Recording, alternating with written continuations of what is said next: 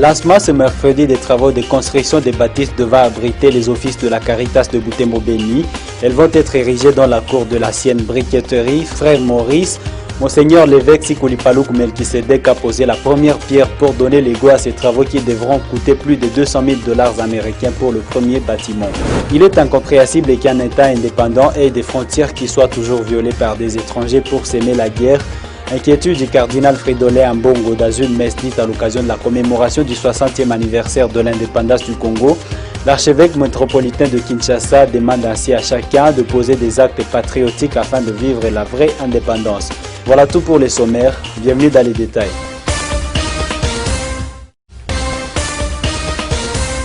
La République démocratique du Congo n'est jusqu'à présent réellement indépendante. C'est ce que regrette le cardinal Fridolin Ambongo. Dans son homélie mardi à la cathédrale Notre-Dame du Congo, le prélat catholique estime qu'il est incompréhensible qu'un État indépendant ait des frontières qui soient toujours violées par des étrangers pour s'aimer la guerre. Comment comprendre que 60 ans après son accession à la souveraineté internationale, le peuple congolais continue à s'appauvrir au point d'être classé aujourd'hui parmi le peuple le plus misérable de la terre. L'inviolabilité de son territoire après 60 ans n'est toujours pas vraiment garantie. Et le projet de balkanisation de notre pays est toujours à l'ordre du jour. Quand nous regardons tout ce qui se passe à l'est du pays, la situation dans l'Ituri, avec l'insécurité organisée et malheureusement par certains responsables à partir de Kinshasa. La situation à Beni Butembo avec les adeptes Nabou qui sont toujours là. Comment expliquer que toute une armée d'un pays comme le Congo ne soit pas capable de déloger ces quelques individus qui sont dans la brousse à Beni? Il déplore par ailleurs que, 60 ans après l'indépendance, l'accession au pouvoir en RDC est faite d'une manière illégale, situation qui affecte la gouvernance du pays. On accède au pouvoir au Congo par la force, par la guerre ou par la ruse, par la fraude, et en installant un système égoïste dans la gestion de la chose publique au lieu de promouvoir le bien-être commun du peuple congolais, à qui on estime qu'on n'a aucun compte à lui rendre, parce que ce n'est pas à cause de lui que je suis arrivé au pouvoir. Je ne me sens pas du tout redevable à ce peuple. À cela s'ajoute la culture de l'impunité pour les grands. On sanctionne les petits qui volent une poule, qui volent une chèvre, qui donnent un coup à quelqu'un, il peut se retrouver à Makala. Les grands, l'impunité totale. Heureusement que quelque chose commence à bouger. D'après lui, la coalition FCC cache et a perdu sa raison d'être devrait disparaître pour que le peuple congolais puisse espérer à vivre la vraie démocratie et le développement.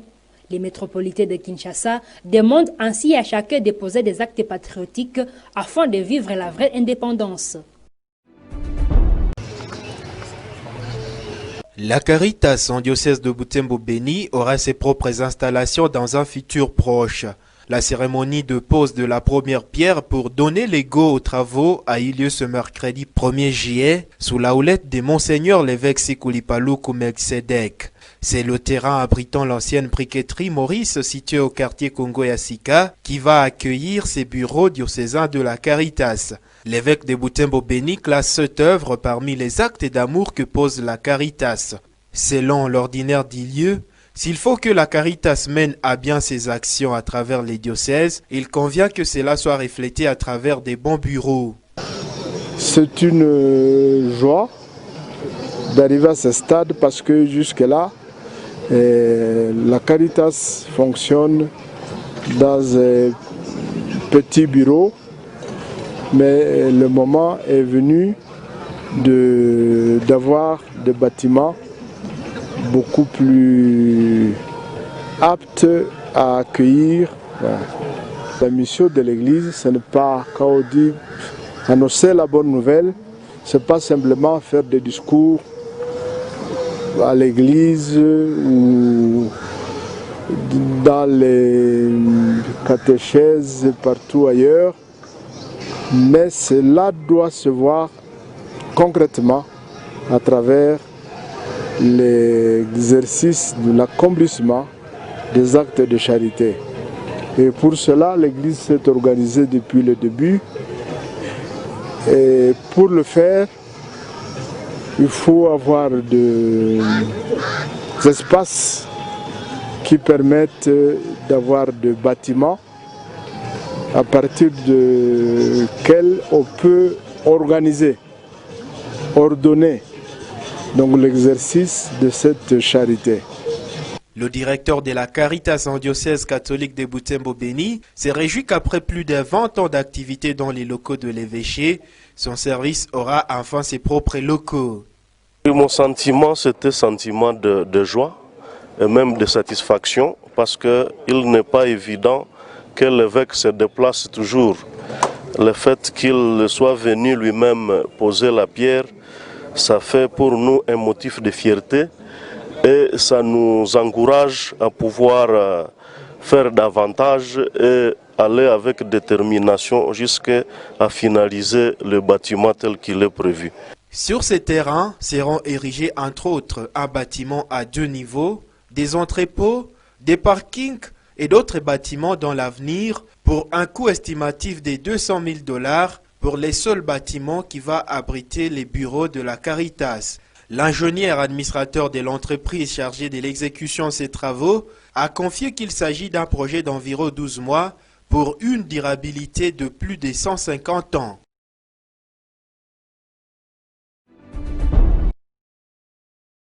Les membres du gouvernement provincial du Nord Kivu ont pris part active à une séance d'information sur la mise en œuvre du programme de stabilisation ISSS-STAREC, séance présidée ce lundi 29 juin 2020 à Goma par la vice-gouverneure des provinces, Marie Lumo Kaombo. Les objectifs visés étaient entre autres d'expliquer l'opérationnalisation et la mise en œuvre des programmes de la stratégie internationale de soutien à la sécurité et à la stabilisation I4S ainsi que STAREC. Aussi, les membres du gouvernement Carly Nzanzu Kasivita ont-ils été mis au parfum sur leur rôle dans l'opérationnalisation de ces programmes en zone prioritaire autour de Kichanga et Beni. Les chargés de mission du programme STAREC au Nord Kivu, M. Souni Matabaro, donnent des précisions. Nous voulons montrer aux membres du gouvernement notre rêve par rapport à la stabilisation de notre province, mais nous voulons leur demander qu'il y ait une appropriation de notre approche et surtout qu'il y ait un engagement politique de leur part. Les résultats, c'est seulement l'appropriation des membres du gouvernement sur notre programme. Nous allons leur montrer le plan futur que nous avons, c'est-à-dire ce que nous proposons faire en 2020-2021. Il y a notamment d'autres allocations que nous voulons négocier au mois de juillet et nous voulons savoir leur orientation pour que nous sachions ce que nous allons faire avec ces allocations. Pour la vice-gouverneure du Nord Kivu, Marie Lumo Kaombo, la stabilisation reste une des grandes priorités de la province. C'est pour moi une occasion de présenter mes remerciements les plus sincères au chef de l'État, son Excellence Monsieur Félix Antoine Tshisekedi Tshilombo, président de la République, pour ses efforts combien louables dans la recherche de la paix et sa consolidation dans la partie est du pays, particulièrement ma province du Nord Kivu. La stabilisation est un passage obligé pour le développement durable. Reste demain pour le gouvernement provincial une priorité pour que toutes les communautés participent à la reconstruction et l'émergence de la province du Nord Kivu. Je voudrais insister sur la pertinence de cette activité qui, à mon avis, permettra d'avoir de bonnes informations sur les résultats atteints dans le cadre de ce programme afin de s'approprier les défis chacun à ce qui le concerne, les affronter pour que la stabilisation à province du Nord Kivu soit une réalité. Comprendre à la source les contenus du discours bilan prononcé par le gouverneur du Nord Kivu le 28 juin dernier, c'est l'objet des échanges qu'a eu le chef de l'exécutif provincial, Carly Nzanzu Kasivita, avec une délégation de la jeunesse et de la nouvelle société civile de Massissi et Nyiragongo. Cette rencontre qui a eu lieu au gouvernorat de province ce mercredi 1er juillet 2020 a permis à ses compatriotes d'être éclairés sur les réalisations de l'an 1 de Carly Nzanzu Kasivita. Donc certes, nous avons été satisfaits, vraiment il s'est bien exprimé, il nous a vraiment éclairés, et nous avons trouvé qu'on était seulement un peu écartés Ces précisions ont fait que l'équivoque soit levé au sujet de ce qui se dit dans la rue, comme le dit ici Madame le ministre provincial de la Jeunesse, Dr Fatouma Hassan Chela. Il y a eu 2 groupes de jeunes, dont celui du territoire de Massissi et du territoire de Nyiragongo, qui ont demandé une audience auprès du gouverneur de la province afin qu'ils puissent tous avoir des éclaircissements sur le compte rendu du bilan que le gouverneur a prononcé en date du 28 juin 2020 à l'occasion du premier anniversaire depuis la prise du pouvoir. Alors, il y a beaucoup de rumeurs, beaucoup d'interprétations qui se font sur les réseaux sociaux par rapport à ce bilan. Et ils ont trouvé mieux que le gouverneur leur dise le contraire de ce qui se dit dans les réseaux sociaux. Parce que selon eux, le bilan qui a été présenté est différent des réalités qui sont sur terrain. Et heureusement qu'ils sont venus, le gouverneur leur a montré, il leur a même remis les copies du dit bilan pour qu'ils puissent lire et s'imprégner de ce qu'il y a dedans afin qu'ils puissent comprendre et non se fier seulement à ce qui se passe, ce qui se dit sur les médias. Au sortir de l'entretien, ces jeunes se sont dit satisfaits de l'éclairage leur donné par le gouverneur de province. Les championnats d'Afrique des Nations CHAN et la Coupe d'Afrique des Nations CAN des hommes et des femmes ne séjourneront plus respectivement à 2020 et 2021 comme initialement prévu. C'est ce qu'a décidé la Confédération africaine de football CAF ce mardi 30 juin 2020 au cours de visioconférence. L'instance fêtière du football africain a repoussé ces fêtes continentales pour une année, question d'observer l'évolution de la maladie à coronavirus. Et si donc, prévu pour janvier 2020, les championnats d'Afrique des Nations séjournera au Cameroun à début 2021. La Coupe d'Afrique des Nations CAN, pour sa part, se déroulera toujours dans les pays de Samuel Eto'o au mois de janvier 2022. Dans la même optique, la CAN féminine de 2020 a été annulée. Entre-temps, la Ligue des champions féminines de la CAF sera lancée à partir de 2021. Par ailleurs, la CAF a désigné le Cameroun et le Maroc comme pays hôtes de toute première finale à manche unique de l'histoire des coupes interclubs de la CAF dont la reprise est fixée à septembre 2020. Le Cameroun est choisi pour abriter la finale de la Champions League, tandis que le Maroc s'est vu confier celle de la Coupe de la Confédération.